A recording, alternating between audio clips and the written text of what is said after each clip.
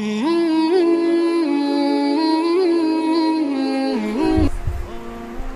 اکرم صلی اللہ علیہ وسلم نے فرمایا جو شخص ہر رات میں سورہ واقعہ پڑھے اسے کبھی بھی فاقہ نہیں آئے گا۔ سورہ واقعہ، سورہ رحمان کے بعد سورہ واقعہ مدارس میں ہمیشہ مغرب کی نماز کے بعد پڑھاتے نہیں۔ ہمارا پڑھنے کا پورا زمانہ 14 سال مکمل فجر میں یاسین پڑھنا، پھر مغرب میں سورہ ملک بھی، سورہ واقعہ پڑھ کر دعا کرتے ہیں ہمیشہ۔